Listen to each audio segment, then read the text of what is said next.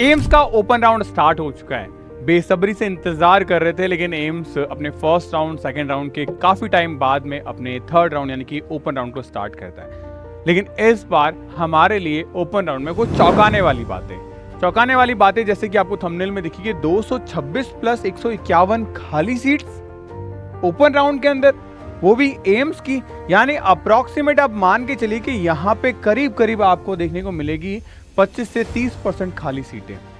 अब ये कैश से 25 से 30% खाली सीटें हैं। सबसे पहले मैं आपको ये सीट्स के बारे में बताता हूँ। आप देखिएगा एम्स का 13 तारीख यानी कि कल की डेट का प्रॉपर हमारे पास में बीएससी नर्सिंग का एक सीट मैट्रिक्स है फॉर ओपन राउंड। इसमें हर एक एम्स वाइज जैसे 18 एम्स के अंदर बीएससी नर्सिंग के कोर्सेज स्टार्ट है। वहां पे आप देखो भटिंडा के अंदर टोटल 2 सीट्स खाली है, भोपाल में 1, भुवनेश्वर में 6, बीवी नगर के अंदर 28 सीट्स खाली है। आप देखिए बीवी नगर में 28 सीट्स खाली है आपके पास में, बिलासपुर में 6 सीट है, दिल्ली में 9 सीट खाली है आपकी दिल्ली एम्स में, उसमें से जनरल कैटेगरी की 5 सीटें खाली है यहाँ पे। उसके बाद में देवघर में 9, गोरखपुर में 12 सीटें, गुवाहाटी में 17 सीटें, जम्मू में 16 सीटें, जोधपुर में 8 सीटें, कल्याणी में 13, मलंगिरी के अंदर 52 सीटें खाली है। मतलब आधा कॉलेज ही खाली पड़ा है। तो सिंपल सी चीज अगर हम बात करें तो अब देखो काफी सारी सीटें हैं, और खास तौर से यूआर कैटेगरी के अंदर 96 सीट्स खाली हैं। ईडब्ल्यूएस के अंदर 15 सीटें हमारे पास, ओबीसी के अंदर 54 सीट्स खाली हैं, एससी में भी 39 और एसटी में 22 सीट खाली हैं। कुल मिला के बीएससी नर्सिंग में अभी भी 226 ऐसे स्टूडेंट हैं जिनको मौका मिल सकता है इन डिफरेंट कैटेगरीज। तो इस मौके का फायदा उठाना चाहिए, लेकिन किस रैंक तक के बच्चे को? सबसे पहली चीज मैं बोलूंगा, अगर आपका क्वालिफिकेशन लिस्ट में नाम आया है तो आप काउंसलिंग में पार्टिसिपेट करेंगे। ये ठान के रखिएगा कि अगर आपने पार्टिसिपेट नहीं किया तो हो सकता है इस बार आपका किस्मत बहुत अच्छा था, लेकिन आप पार्टिसिपेट ही नहीं कर रहे हैं। तो पार्टिसिपेट करना है। ये तो रही बीएससी नर्सिंग की बात। अगर मैं बात करूं वेकेंट पैरामेडिकल कोर्सेज के लिए, तो वहां हमारे पास क्या ऑप्शन है आप देखो। पैरामेडिकल कोर्सेज के अंदर सबसे पहली चीज हमारे पास में काफी सारे कोर्सेज हैं डिफरेंट कॉलेजेस के अंदर। अब आप देखिए जैसे एम्स भटिंडा, एम्स भोपाल, जैसे एम्स भटिंडा के अंदर एमआरआईटी के अंदर आपकी एक भी सीट खाली यहाँ पे नहीं दी गई है। लेकिन एम्स भोपाल में काफी सारे कोर्सेज में सीटें खाली हैं, जैसे कि आप देखो यहाँ पे न्यूरो इलेक्ट्रोफिजियोलॉजी के अंदर खाली है, कार्डियो टेक्नोलॉजी में खाली है, ईएमटी का यानी इमरजेंसी मेडिकल टेक्नीशियन में खाली है, फिर ओटी में खाली है, यूटी में खाली है, उसके बाद में आपका एमडीआईटीएल टीटी के अंदर खाली है, उसके बाद में आपका बीआरटी के अंदर खाली है। तो काफ़ी सारी चीज़ें ऐसी है जहाँ सीटें आपकी वेकेंट हैं। और सिर्फ एक एम्स में नहीं, आप देखो यहाँ पे भोपाल हो गया, बीवी नगर, भुवनेश्वर एम्स है, बिलासपुर एम्स में सीटें हैं, देवघर एम्स में सीटें हैं आपके पास में, गोरखपुर एम्स में, जोधपुर में भी आपके पास में अप्रॉक्सीमेट करीब 3 सीटें खाली हैं, कल्याणी के अंदर आपके पास में यहाँ पे 8 सीटें खाली हैं, मलंगिरी के अंदर भी करीब आपके पास में 6 सीटें खाली हैं, नागपुर में आपके पास में यहाँ 7 सीटें खाली हैं, दिल्ली के अंदर आपके पास में करीब 4 सीटें खाली हैं। तो आप देखो काफ़ी सारी जगहों पे हमारे डिफरेंट कोर्सेज के लिए सीटें खाली है। नंबर ऑफ टोटल अगर मैं बात करूँ 151 सीट्स खाली है। कंप्लीट पैरामेडिकल के अंदर 151 सीटें हमारे पास में वेकेंट हैं, और ये छोटा नंबर नहीं है। ओपन राउंड को देखते हुए ये बिल्कुल भी छोटा नंबर नहीं है। अगर आपने काउंसलिंग में पार्टिसिपेट किया और कहीं ना कहीं अगर आपको ऐसा लगता है कि मेरे को यार सेकेंड राउंड में कॉलेज मिल गया था, क्या मैं जाना चाहूँ?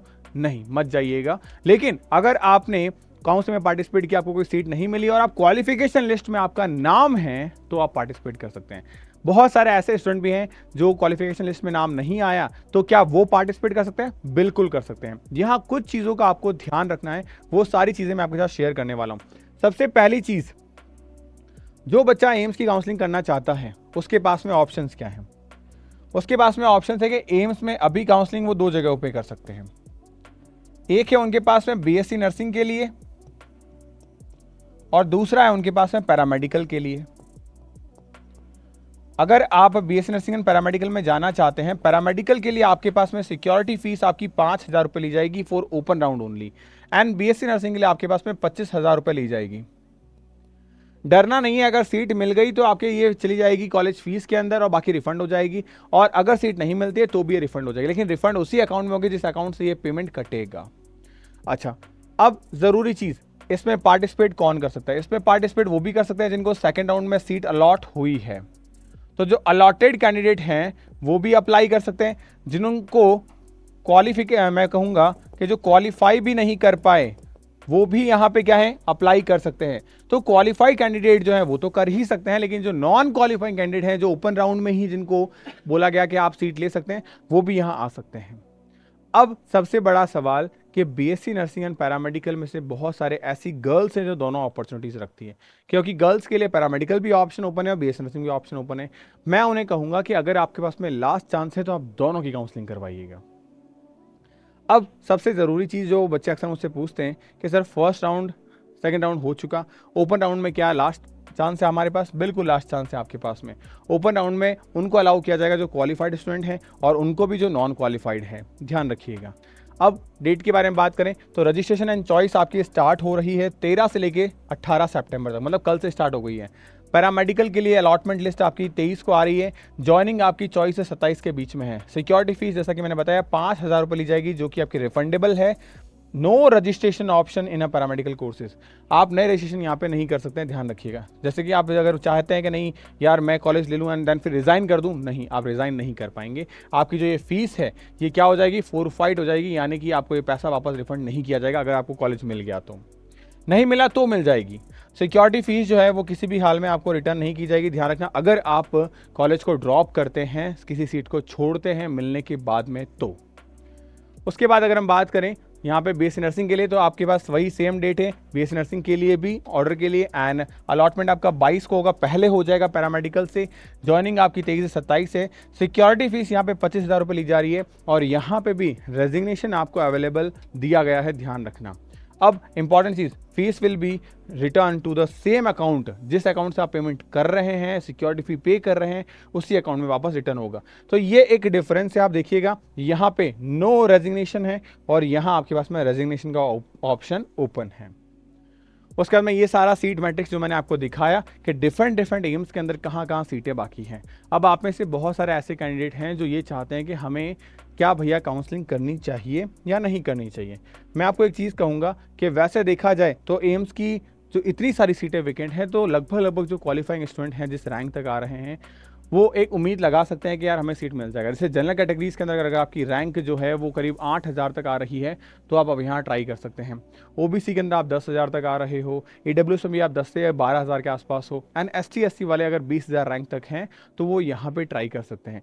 20,000 तक के कैंडिडेट्स को यहाँ डेफिनेटली अप्लाई करना चाहिए। अगर उनके पास में एक रिजर्व सर्टिफिकेट है अपनी कैटेगरी का, तो डेफिनेटली ये मौका आपको नहीं मिस करना चाहिए।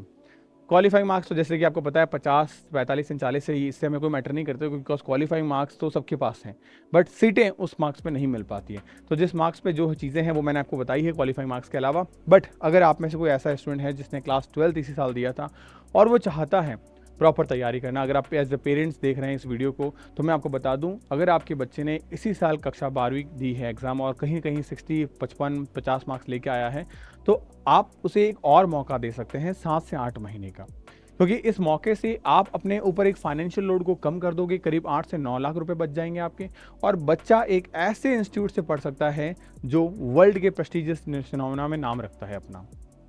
तो कहीं ना कहीं एम्स एक डिजर्विंग प्लेटफॉर्म है, जहाँ पे अगर कोई डिजर्विंग कैंडिडेट आता है तो मोस्ट वेलकम है उसका।